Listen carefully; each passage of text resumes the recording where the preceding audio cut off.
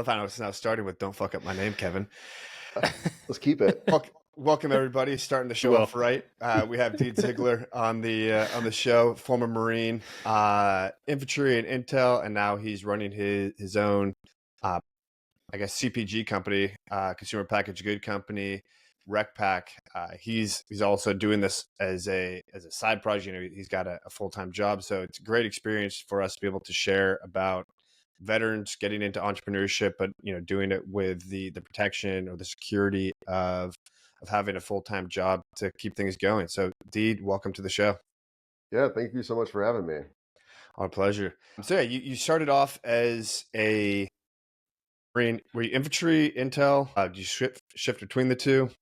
Both. It was a unique MOS on the officer side. So you get to go to both schools, and then there was opportunities to be both on the Intel side, but then also to lead recon and sniper. So you're ground Intel? Yeah.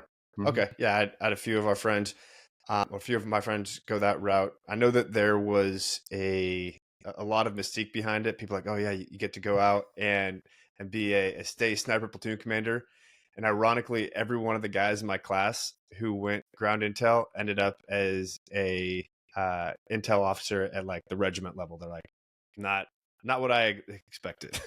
Yeah, that sounds about right. And then because I had a sniper platoon, and even when you get there, you're like, oh yeah, I'm going to get out there and be in the height site, and you're like, nah, you're back at the COC. So sure, step away from the rifle.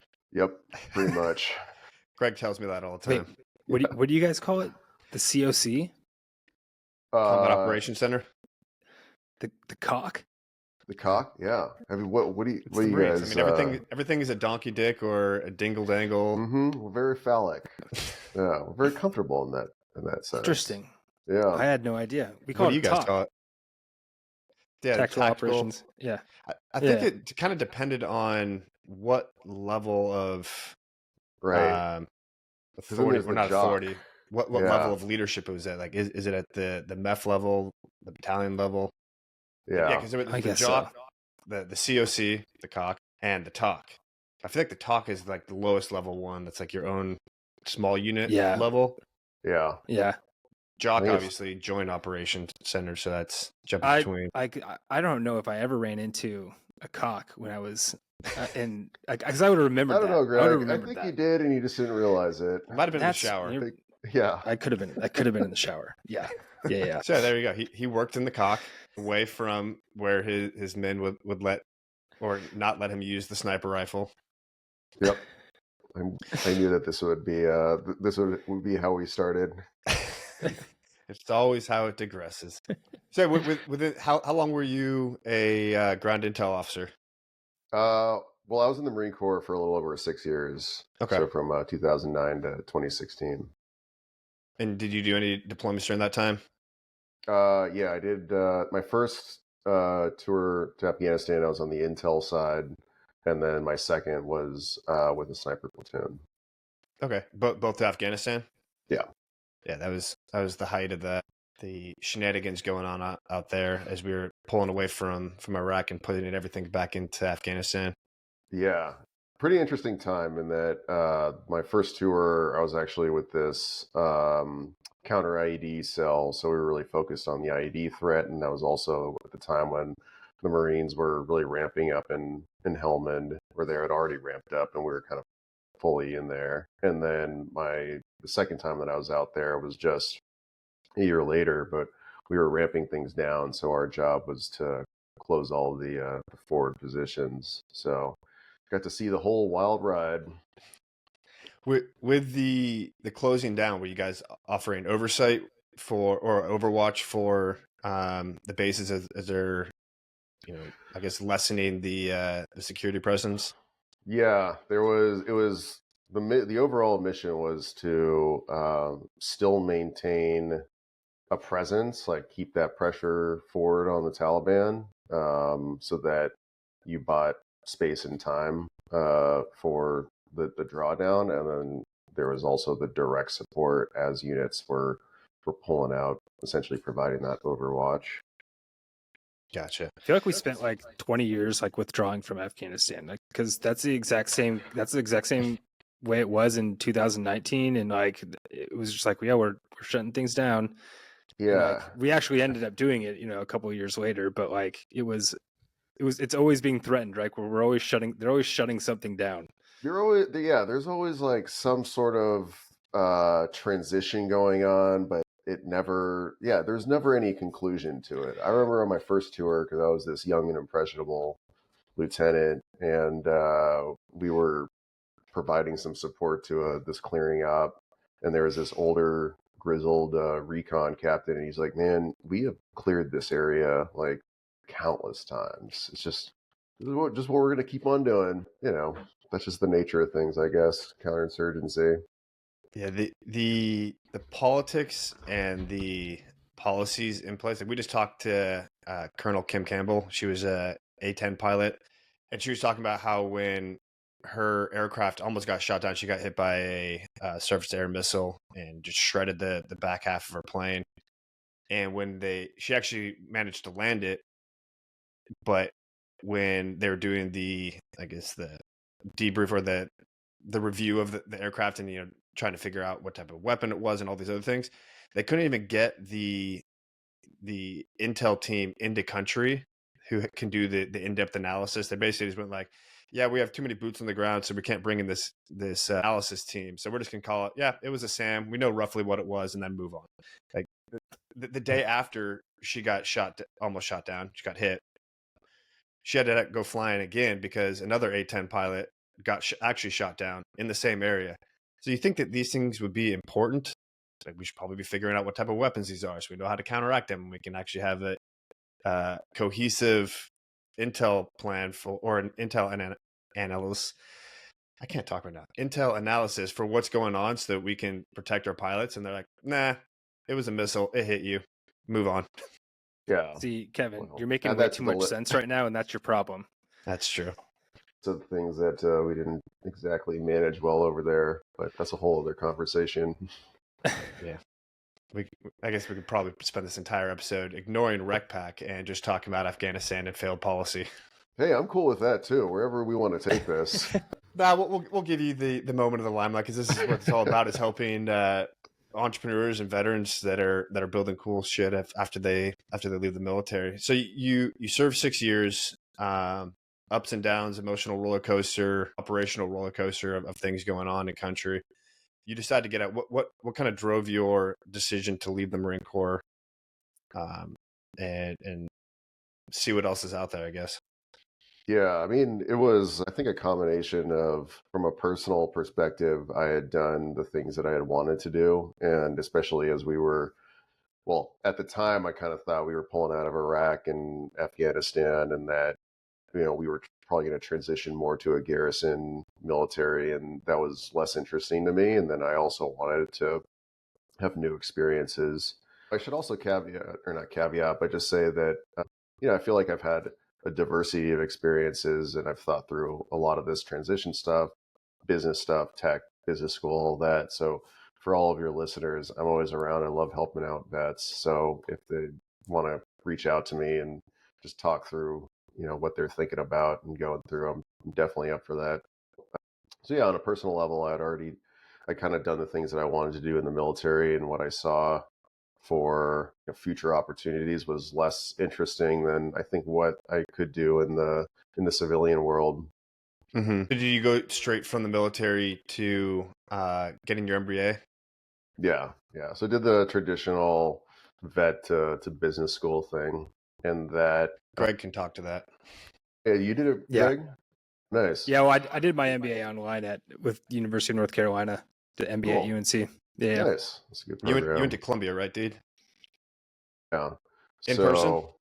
I did, yeah. And that was just a great, I mean, I think that it's a whole other conversation about how to use the MBA and whatnot, but I think just having 2 years of decompression, being exposed to a bunch of different industries and ideas and people was really a great way to make that transition. How much in your day-to-day are you actually using what you learned in your MBA? I mean, the value of the MBA, I think, is just that. It's like you get exposure to all this stuff, and you kind of understand how decision makers. You get an example. I mean, that's the whole case study thing. Is you get here's an example of how decision making went right or wrong, or just happened in this interesting situation. And so it's not something where you're like, oh, I remember how, I'm going to directly apply how GM did such and such to my little problem. But it's more kind of understanding that as context. Yeah, I guess using that perspective for your general decision making. And then there's also, I guess, more specifically, the tools and resources that the program provides, to include the network and all that. I guess short answer, how often do I use that? I mean, nothing in particular that I can think of, but it's more just like, the general decision making, and it was a lot of fun. I think there's also an element of just like being that you probably don't, and this is something that I probably, because I shit on MBAs all the time, because I think that the instruction is like, it's very like theory based and like not rooted in the real world and like what's going on in actual business, and the instructors are oftentimes pretty well out of practice and haven't been in an actual like corporation in a while. But I think you learn how to talk the talk and like communicate and learn some of the language that people speak, so that like when you're talking with somebody that's like an executive, like you're talking like confidently and like exactly what they're talking about in terms of like business jargon and stuff like that. Just like in the military, you learn like how to communicate. It's like you learn how to talk business. Yeah. And I think that is a skill that is I probably don't give enough credit to. Yeah, I completely agree.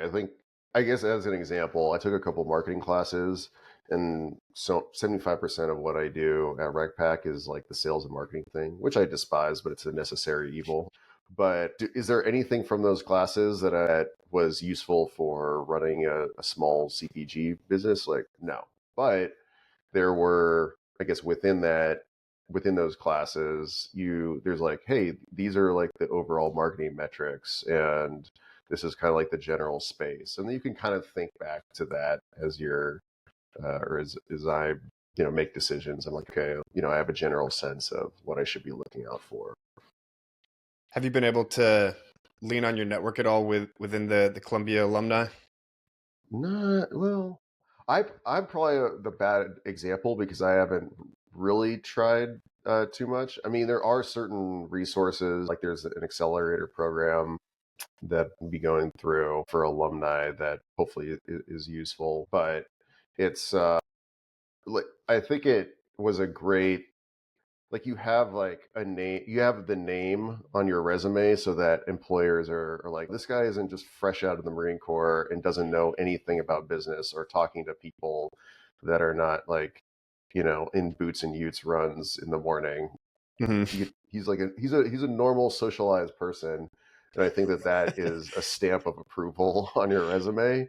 You've been deinstitutionalized from the military. Exactly. And so I think that there's real value when you're just in that initial process of starting your job search. But I mean, after that, I'm also just, I'm not as great about connecting or reconnecting with folks. And so if you're like the consummate networker type, or if you are, I don't know, in finance or consulting in certain worlds, I'm sure you're running across people in your alumni network a lot more often.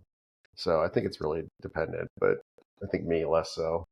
No, I mean, you're probably more in line with the average anyway. They're always going to be the couple people that they go out there and they network like hell, and they create a huge impact on the members of their class, and so they're able to leverage those relationships. And some of them are looking to find co-founders or start businesses together, whatever the case might be. But it's funny, whenever I talk to veterans that have gone through business school to kind of, as you mentioned, desensitize themselves to the civilian side, it always reminds me of the scene from Shawshank Redemption where Morgan Freeman is working in the grocery store as the bagger, and he asks to go to the bathroom, and the guy's like, dude, you don't need to ask to go to the bathroom anymore. I feel like that's how a lot of businesses look at veterans as they're coming out. They're like, you don't have to do these things or act this way anymore. You're like, I don't know, I like talking to people this way. It gets the point across. Yeah, I mean that's why I immediately grew the beard and started up my California drawl again. I like it. I mean, it's the casual way. I mean, you honestly probably had a lot of that. Those were some of my favorite people in the Marine Corps that didn't drink the Kool-Aid. They were just like, nah, this is how I am.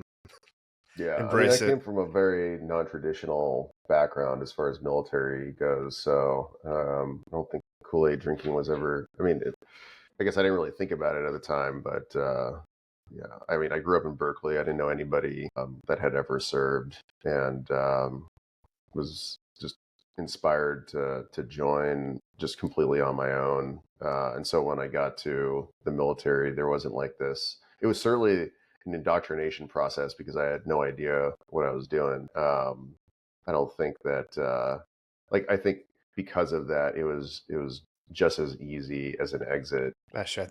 I guess the ones that really put it up on a pedestal and really strongly identify with, this is what I did in the military. I am a soldier or a Marine or an airman, and this was my job, and everything encompasses that role that they played. When they get out of the military, it's a significantly more challenging process of disassociating yourself from that previous life and essentially coming up with a new identity for yourself. And a lot of times those people that strongly identify with their military service then go find a job that they identify with, like a banker, any number of other things that there's like, this is what I am. And they don't look at the character level or like the personality level. It's just like, this job is what I am, and that's what I'm going to do, and that's what I tell people about.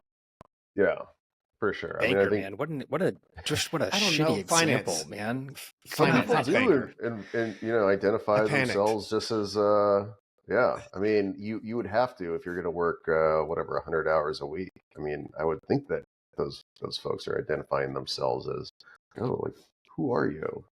I am a banker. I am a hedge fund manager. If you do work Right. 100 hours a week, yeah. I mean, yeah, I don't think you're not anything else but a banker if you are working 100 hours a week. I mean, you're miserable. Yeah. You can say that instead. I'm a miserable banker. Well, that's already a given. That's true. Oh, it's like Greg is thinking deep. Yeah. I'm trying to think of like how many hours a day 100 hours a week is.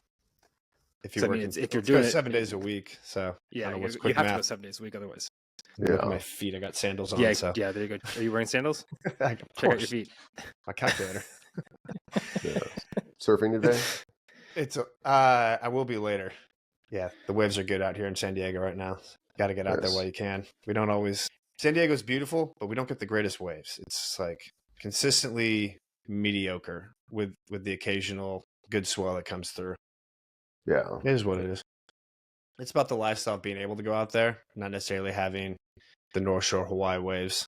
Right. Yeah, I had a buddy. He came and visited me because I live in LA, and he's a big surfer. And he came out, and he's like, "Huh, this is not exactly what I expected." We have beach breaks, cold water, and moderate waves. Yeah, but we don't have winter, so suck it. Right. Do you live right by the beach? About a mile away. It's Nice. close enough I can ride my e-bike. Nice. So as little exertion as possible on the way to go stand on a board. That's my Have goal. you taken Bodie out there yet? We've had him. We actually had him at the beach yesterday. Dipped his feet in, but he's still in the. You put him on the sand, and he just like crunches the sand in his. So if anybody listening, I have a 5-month-old. He just grips the sand in his hands and then gets it all over his face. So he's having a good time. He's excited until he gets it in his mouth, and then he's not so happy. But otherwise, yeah, he gets super excited. Like he was flailing about for a good 30 minutes when we walked around the beach with the dogs yesterday. If you think about it, sand is just a really cool substance. You know, if you're a kid, yeah, it's like dirt, but without having to deal with the dirtiness part. You just wipe it off until it gets in your eye. Then it's not so good. But we digress. Into surfing. Do you surf? I do not. No, I mean, I've certainly gotten up on the board. I totally get it, but no. And also, I live in LA, but I'm still like 45 minutes on an average day from the beach. So I mean, everything's 45 minutes in right. LA to an hour. Yeah. It's like, I'm going to go to the next neighborhood over, 45 minutes. LA's so what is it about surfing? To me, that's like, I don't know. I can't get behind. Surfing. It seems like it's just too short of a ride. It is. Well, you can have some long ones, but I think what it is, it's that you can. It's like jujitsu. You can never master it because it's always changing. Every wave is a little different. Every beach is a little different, and it's like skiing, but without having to take the lift up.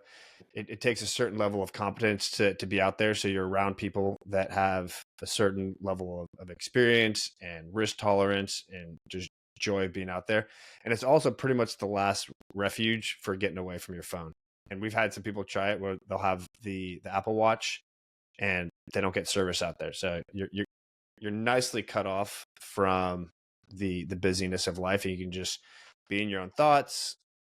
You have, especially if you're doing big wave stuff, you have to be focused and present in what you're doing, or you can eat shit. It's like jujitsu. If you're thinking about your TPS reports while grappling, you're going to get put into a human pretzel. The ocean will do the same thing to you if you're not paying attention to what's going on. So I think a lot of people just enjoy that sense of mindfulness and being present. Yeah, I always kind of thought of it.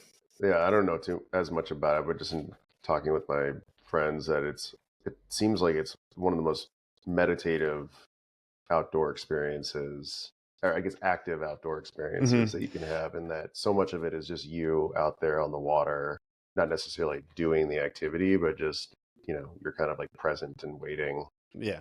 Honestly, I have a philosophy that hunters are the exact same as surfers. It's just a different environment. Like they both love being out in nature, being away from everything, not being bothered, enjoying their surroundings.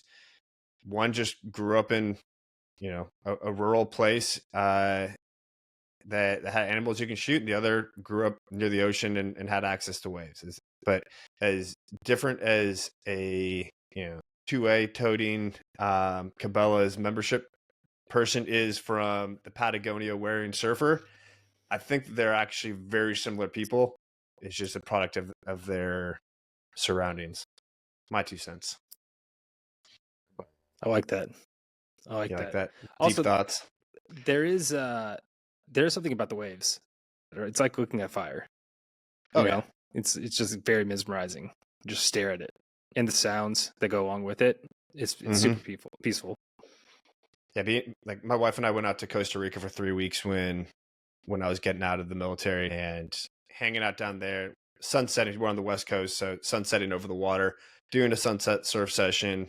I think there was 3 of us in the water, including me and my wife. And so it's just, you're just hanging out. You're not worried about anything at that point. I was getting out of the military, so I had 0 work that needed to be done. It was, getting ready to, when I got home, I'd worry about the job or whatever I wanted to do.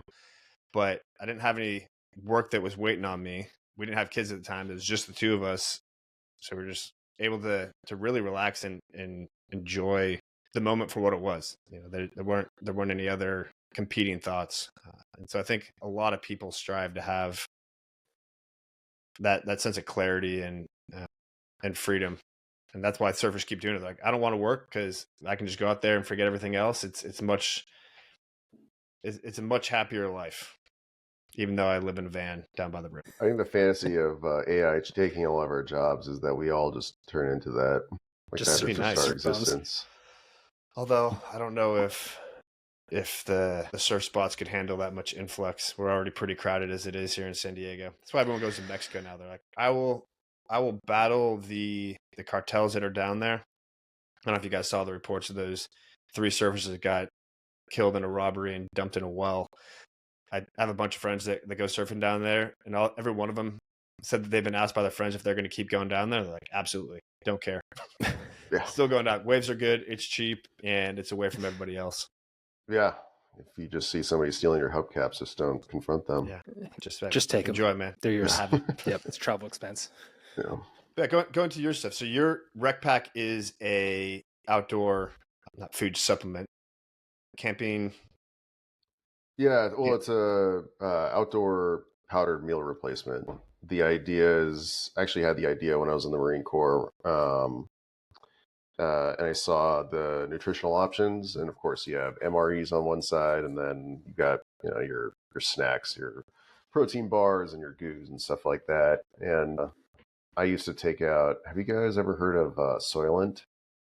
It's No. this it's this powdered meal replacement for the for software engineers. So this engineer designed it where it was literally, he was like, I don't want to eat food. Can I just take what the FDA's recommended daily nutritional intake, order those raw ingredients on Amazon, and mix it all together? And then he turned it into I mean, I don't know how it is now, but he turned it into a pretty successful company. And so This I would sounds order like this stuff. this sounds like that episode of South Park where they're playing that World of Warcraft game Yeah, and they're that's just exactly what it's grinding away for. for hours and hours and hours. Like, this meal is for you if you never want to get up from your chair, but you don't want to die. That So was the just exact punch. concept. It's like, we need to keep you. It was almost like an IV drip of of these raw nutrients. So yeah, so I would actually take that out to the field and on ops, and I was like, well, this is fine enough, but I actually think that if you were to create a product that was nutritionally designed for somebody like myself that was doing multi-day and high More than just intensity, coding.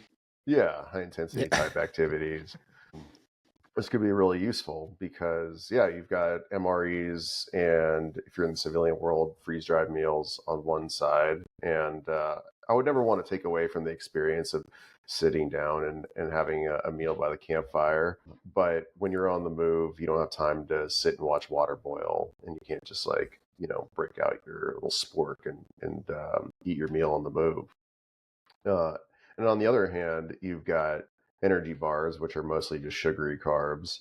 So yeah, that was where the idea for RecPak was born, was this nutritionally complete instant powdered meal. So each pack contains 700 calories, and I worked with a couple top endurance sports nutritionists, including one who was actually had a ton of experience working with SOCOM. So they design the nutritional profile and source the ingredients. And so essentially you've got this meal in a pouch that you just add water to, and you could fit one in your pocket or a bunch in your pack. And it's really awesome for all kinds of activities, whether you're search and rescue or wildland firefighting on the military, or you just love the outdoors, and you're doing climbing or through hiking, mountaineering, sea kayaking. So yeah, it's been quite a journey. We launched in late 2022, and it's been a wild ride ever since.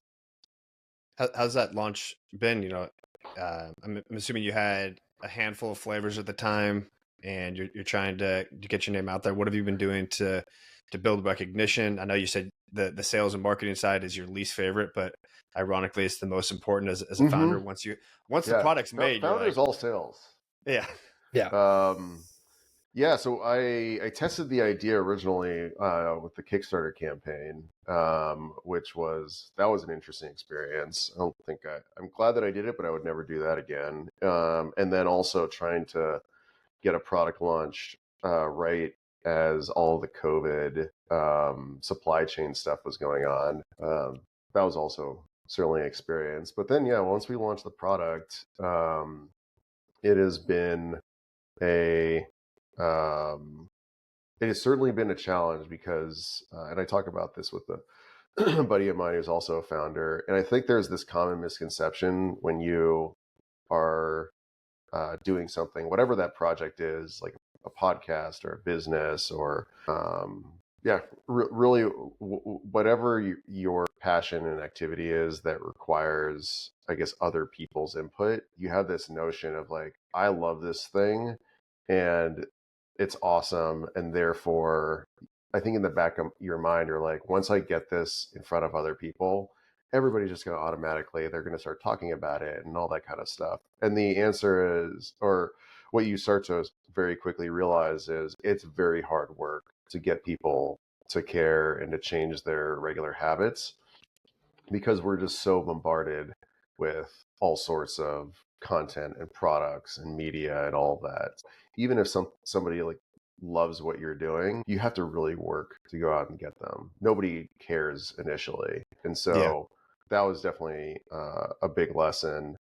I think the other is that I kind of just assumed, and maybe this is just being in the background or having a background of military and top tech companies and all that, you kind of just assume that you can give somebody a basic task. And, it's not like you're asking them to, I don't know, invent something completely new. You're like, here's a basic task that I'm bringing you on for, and that they're going to do that. And that is so far from the truth. Is when you're starting out super small, you're going to be relying on people that either don't have necessarily the ability or the mindset to work like 25% as hard as you do. And so it really does require like I want to say like that kind of micromanagement. Like you need to be on top of every single thing when you're starting your own business. So I think those were like the two main lessons. But yeah, I feel like now that I've been doing this for a year and a half and you're always making new mistakes, but you're at least more used to being in that zone of discomfort and stress. You mentioned that the Kickstarter thing, you're happy you did, but you'll never do it again. What was so bad about it, or I guess unsatisfactory about the result that you're like, not for me? Yeah, I mean, there's a whole conversation to be had around. I think that the model one is I don't think our product was really for Kickstarter. Mm-hmm. I also don't think that in this day and age, it's the best way to get your product out there. Maybe there's certain products that I think it could really work out for in certain situations. We just were not that. I mean, we were successful, but it just required so much work that I don't think it was worth it. There's better ways of launching a company. I'm glad that I did it because I think, at least for me, and I think for a lot of folks, I need forcing functions. It's like when I like to schedule tough, like it's hard with my schedule, but I like to plan out like one really hard outdoor activity per quarter, like a multi-day mountain type thing, and that gives me the motivation to like hit the gym harder than I would normally. And so it's this kind of the same thing with the Kickstarter. We were doing all this product development, and manufacturers are dragging their feet, and you got to be on them, and there's just all this stuff that it's really hard unless you have a specific timeline and goal to just get up every morning and go out and continue to execute. So the Kickstarter was a great way of saying, I need this to happen, and this is when it's happening, and what are all the things that need to happen ahead of that, and then you just go out and execute. So it was helpful in that sense. That makes What sense. does product development look like for a product like RecPak? Oh man, here's where you're just making mistakes all the time. Like when I first started out, I was like, all right, so I have this powder that I need to make, and there's this packaging, and it's not like if I was if I had like a ketchup recipe, and I wanted to get this like organic ketchup out or something, it would be really easy because there would be like 3 ingredients, and then I would just find a stock manufacturer of who makes ketchup bottles, and they'd be like, you go to a manufacturer and say, this is the ketchup bottle, you guys do this, and at a very high level, it's pretty straightforward. For us, because everything was custom, like the nutritional formulation and how it was used and the packaging, and most manufacturers, nobody's ever seen something like this where like even something as you would think straightforward as so it's you fill the powder through the top spout in order to manufacture it. Nobody does that. And so it was like this whole super long process of figuring out who could do that at a reasonable price. But that's just like one small example. It's initially I had to go out and find a packaging engineer, a food scientist, the sports nutritionist, and it all in retrospect makes sense. Like these are the steps that you need to take. But when you're starting out, you just have no idea about any of this stuff, and so it just took a lot of. You also don't know how to work with these kind of technical experts. Like when I first started out, I just found on somebody on LinkedIn, you're like, oh, you have a lot of experience at working at this big company as a food scientist. You must be decent enough at your job. Like, sure enough, that was not the case. But you don't realize that. You don't realize that until you're like a month or two in, and you're like, wait a second, we're not getting anywhere, and so you need to pivot. And so, yeah, it's. I feel like I'm rambling here No, because it's just kind of like all of these. these are the exact type of answers people want to hear. Yeah, it's and, just like, that are coming up with these types of ideas. Yeah, it's a series of mistakes that you have to make until you sort of get into the groove and get enough knowledge and confidence on your own. And you're always just, the idea is just to keep failing forward. Yeah, I think as long as you recognize that, I think if you don't understand that going in, then I think that's where a lot of folks kind of crash and burn because they realize just how hard this stuff is. So you're just You randomly chronicled reaching that? out. What's Sorry, that? go on. Have you chronicled that? Like in terms of like writing it out and like step by step what you did? Yeah. I mean, I'd say if I had to do it all over again, I guess what I would do, like one is just to get extremely smart on your industry. So read up. In my case, it would be reading up at everything that I could on sports nutrition. I mean, this is essentially what I did, but sports nutrition, like how, like powders, packaging, so that you have a baseline when you're talking to experts quote. And then it is really hard to discern who's going to work out and who is not. So I think I made the initial mistake of like going out, reaching out to somebody because they had a certain type of experience, and then doing an initial interview and be like, oh, okay, you seem competent. Let's do this. Talk to a ton of different people. And that way you'll also get educated. You'll get confident in how to talk about this kind of stuff. And then also you can get a sense of, all right, who's going to be good, who's not going to be great. Am I going to like working with this person? Are they are they charging me too much? All that kind of stuff. And then, yeah, I think from there it's just about like ruthless execution. So all of the basic project management type stuff. I mean, it sounds super straightforward, but it takes a lot of physical and emotional energy to like create a plan with milestones and get the team all aligned on that plan, and then as you go along to really ensure that if you're either sticking to the plan if it's working or pivoting if it's not. All that stuff seems really straightforward, but as you guys know, in practice it can be very difficult. Well, there's always more things to do, and if you're a solo founder, you're looking at product design, marketing, sales, packaging design, logistics, finances. Like, you have everything, and so it's very easy to get overwhelmed, to lose track of things if you don't have good systems in place. Totally. I mean, that's the thing is, especially when you're first starting out, you just have like there's however many different functions, ops, sales, marketing, logistics, all of that. And under all of those are countless tasks. And when you're first starting out, you just have no idea what to prioritize because you don't know yet what's needed.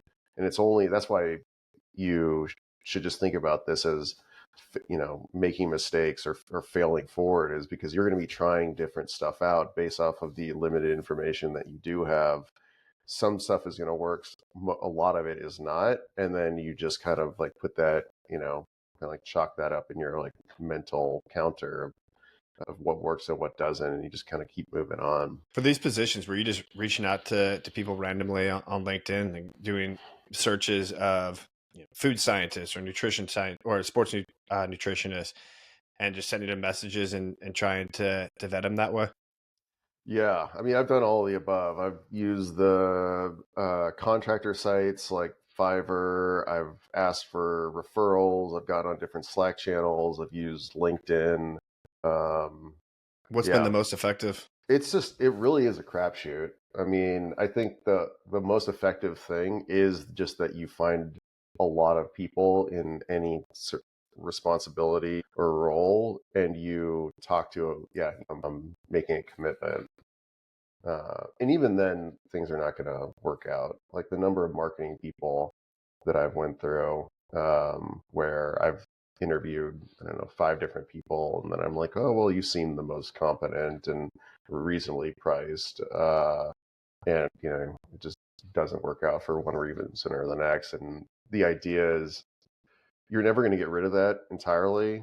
I mean, it's a whole different conversation if you have a ton of money and you buy down the risk by hiring somebody at higher cost, right? Mm-hmm. At least that's how it should be. But if you need to be scrappy, and most entrepreneurs are, you're never going to, like, you do the best that you can, and you're never going to eliminate that risk. It's always going to be pretty high risk, and you just need to be able to pivot from that very quickly and not let it bring you down. With that marketing stuff, I have 2 questions. How have you come to the decision point of, all right, this isn't working, we need to cut ties and move on? I know a lot of people struggle with that. They have that sunk cost mentality of, well, we've already spent this much money onto it or into it. We've already talked with them and spent this much time working with them, so they understand if I start over and have to go through that whole process again. What's been the decision point? Do you have something planned out beforehand of like, all right, if it doesn't work at this time with these metrics, we're getting rid of them? Or is it more of an incident base? Yeah, that's a great question, because you can even have a plan with your metrics, but there's still always going to be some amount of uncertainty. And I think at the end of the day, it's also just going with your gut about if something is going to ultimately work out. I guess an example is, like you bring somebody on to handle your Facebook ads or your digital ads. You say, this is the return on ad spend that we want, and they go out and do it. And another thing that when I've talked to founder friends about is, and this is kind of an adjacent thing, but product validation, like really understanding if people love your product or not. That's also, it's like when you're first starting out, you think that it's going to be a very binary thing of either people are going to put this out there and nobody's going to buy it, and if nobody buys it, okay, I accept that, and I'm just going to move on to the next thing. Or people are going to see it and they're going to love it, and then I'm going to really have a business that I feel confident scaling. And so much of the time, I'd say the vast majority of the time, you're probably somewhere in the middle, like this like mediocre middle, where you're getting some traction, but it's not, what you need for your to hit the next order quantity. And you just ultimately just need to make a call day by day of if and how to proceed. So I guess going back to the marketing person example, you have your metrics, and then at the end of the month, you review them and you say, well, we did okay, but they weren't great. Was that because, Facebook's algorithm is not working as well as it should at the time? Is that because the content that you gave the marketer is not what we should be testing? Is that because they don't know as much as they should? I mean, you can certainly, part of the process of analyzing these things in order to make a decision is just going through all these different factors, but it's just really difficult and time consuming, because with each of those, with each metric or decision that you have to make, there are just so many factors. And so, yeah, that's a very long way of saying, yeah, oftentimes you just don't know, and you have to make an imperfect decision. Kevin and I have been talking to a lot of entrepreneurs that are unhappy with their marketing teams lately. Apparently that's a trend. That's part of the reason why we started our marketing agencies, because we keep hearing from so many people that they might as well just been lighting the money on fire. Like it's been utter failures. And so from your experience, is it them over promising and under delivering? Are they just overconfident in what they can accomplish? Are they just trying to appease you to get a quick job? Do you feel that it's you not being clear enough with your expectations to them and then just not being able to follow through with it? What's been the typical downfall of these agencies? Well, I think with marketing, like anything that you have where it is based off of, where success or failure is based off of human, I guess, like a personal reaction, for lack of a better word. Ego? Well, no, because what I'm thinking is, okay, so I have a logistics person that, or there's a company that handles our logistics, and and they actually fucked up for our last production batch, just shipping from point A to point B, and that was very straightforward because I was, you could say, okay, you guys, I planned out 10 shipments, and you guys messed up 4 of those. I don't know what the industry standard is, but 40% seems very high, and so yeah, that's a no-go. With marketing, though, because it inherently is about uh, what you say, just human. Well, I'm humans struggling are to think of. you're building a marketing plan like to attract attention, like attract humans, Yeah, and humans themselves are like inherently unpredictable. exactly. Mhm. Exactly. Yeah. That's a much better way than I could put it. Anytime that I think you are entering the realm of subjectivity like that, it is just extremely difficult. So that, yeah, you can certainly suss out whether maybe a marketing person is promising these crazy returns that you just know aren't feasible. But when you're trying to bring on somebody who's a freelancer and they're not from an agency, or maybe even if they are, but they're not like this big agency where you could say, well, I'm paying you $20,000, so I expect that you guys are going to be the best. You're just bringing somebody on who is, just advertising their services online. It's just a total crapshoot. And then when you combine that with the fact that you're trying to influence people, and there's just so many variables that go in with that, it just ends up being really difficult. And obviously, like even, I mean, that's why most small companies fail, is because even with the best intentions, you could have this product that, or with every product, you are taking a shot that like, if it's not new, then nobody's going to buy it in the first place because they already have the alternative right in front of them. And so if it is new, there's always going to be so many different variables of whether people, or if and how people are going to adopt it in the first place. The marketing's job is to message that the best that you can, and that messaging is super difficult. So Mhm. yeah, it's just tough. Yeah, we But were just talking with Chris Bird recently about marketing, and he brought up the Yeti example. So Yeti was everyone knows Yeti coolers and mugs and stuff like that, but when they first started, they had a existing method to production that wasn't being applied to coolers, and it made it significantly better. And they had a very specific audience. They're out in Texas, they're angler fishers. They need to have ice for to stay cool, but also to put the fish on to keep them from rotting and going bad during these fishing trips. And so they came up with this using existing technology to create a product that hadn't been created before. And they literally went out to local stores, to local trade shows, and were just hucking it themselves, trying to get some traction with the audience, because they knew exactly who they were reaching out to. They wanted fishermen and hunters and people working in Texas were as hot as balls, and they needed to have ice, and they ended up with ice for days. It was their original slogan. And so have you been doing anything like that where you're going out to REI, Cabela's, Bass Pro Shop, anything like that to talk with the customers directly and hand out samples to get them to purchase it, just interacting directly with the end user?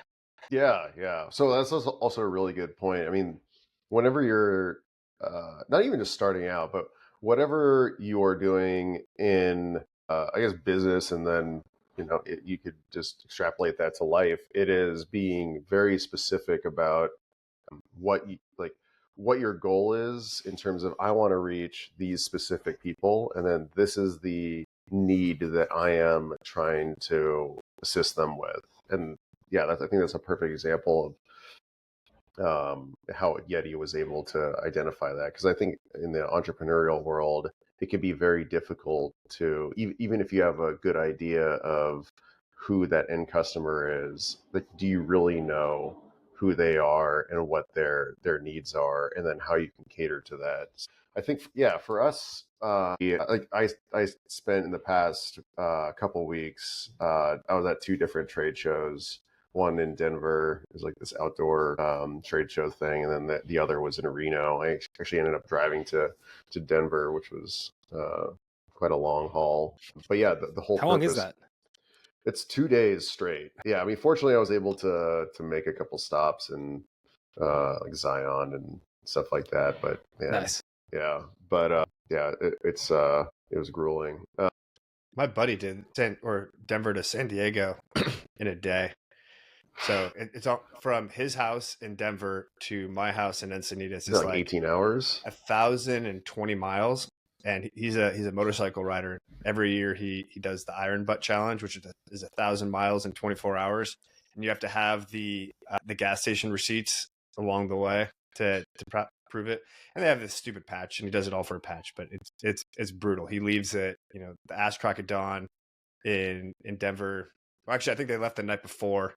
And then they drive through the night, and going from Denver to San Diego, you're going over the mountain pass, and then you're also going through the Mojave Desert. So he's like, they had sleeting rain, they had 95 degrees going through the Mojave Desert, and then at the tail end of that, beautiful ride the whole way. Yeah, at the tail end, you're popping out into like LA urban area, and you're going from just beautiful open roads and scenery to condensed traffic coming down I-5 with people driving 85 miles an hour, and there's like, this is mayhem. I'm exhausted. I need to get there before I die. Yeah, so you can make it in a patch. All for a patch. That would be a pretty cool GoPro, like splicing the different environments. Yeah. But yeah, that is a long drive to do by yourself in a day if you're not trying to get a cool patch out of it.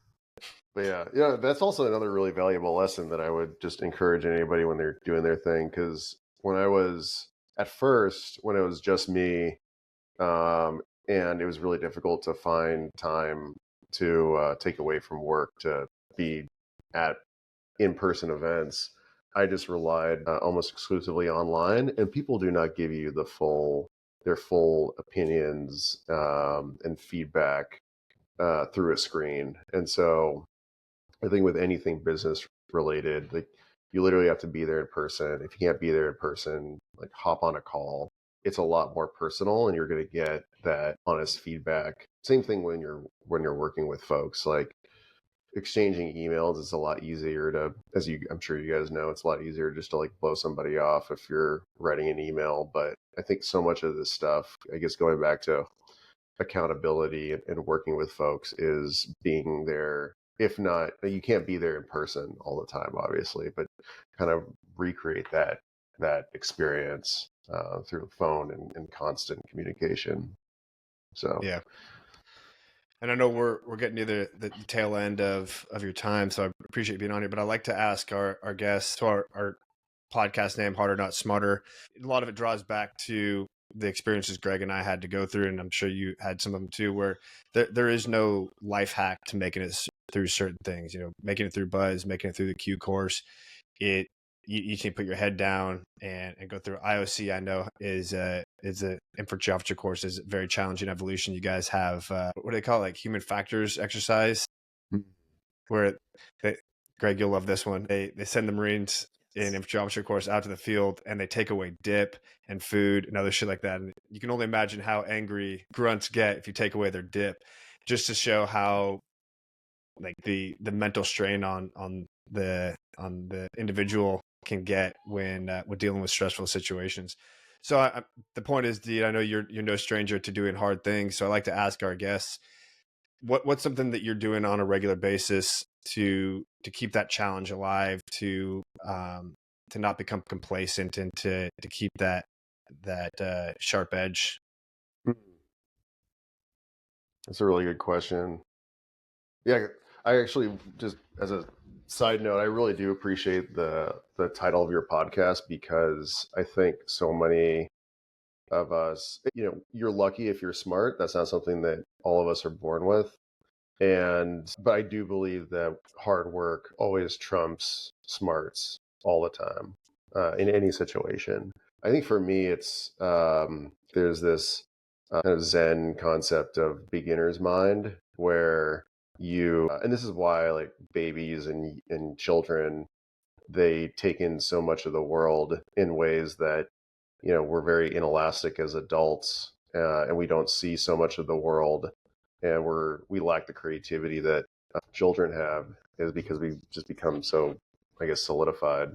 And so I guess the perspective that I take with, to me, there's like doing hard stuff physically, which I always try and do, whether, when I get out to the mountains and stuff like that. But the hard thing, I think, to me, is just always maintaining that beginner's mindset where you are trying to put away your assumptions and keeping your ego in check and taking the perspective of like, I really don't know anything about this topic, even if it's something that I've been dealing with on a day-to-day basis for years. What are new things? How can I approach it from a new perspective? Yeah, I think that's just that takes a lot of mental fortitude, and yeah, it's often really difficult because it's so much easier to be, quote, lazy, because that's naturally like the brain wants to conserve energy. So yeah, that's what comes to mind. Awesome. I like Thank you. that one, man. That's solid. That's great. Thanks. And so for the listeners, where can they find RecPak? Are you available online? Do you have a website, Amazon, retail? Yeah, actually, I will plug you guys, the Vetrepreneur Circle. It is, I've been involved in a number of veteran type organizations, whether that's officially through school or the company organizations or a few of the others. And I guess it is really difficult to maintain a sense of community. And I think that you guys do that really well. So I just want to applaud you guys. And if you're a vet that is trying to do interesting entrepreneurial things, I would highly encourage you to join that community. Thanks, man. Yeah, I think so. For RecPak, we're in at this point like 20 independent stores nationwide, but mostly we're on our website, on Amazon, and in a few third-party e-commerce stores. I guess for you guys, I'm happy to offer a listener discount code as well. So awesome. Heck yeah. We'll drop that into the show notes. Okay, cool. Sweet. Appreciate it. Well, thank you so much for being on the show. Love chatting with you, hearing your insight, sharing your experiences and everything in between. Yeah, thank you so much for having me, guys. Thanks, dude.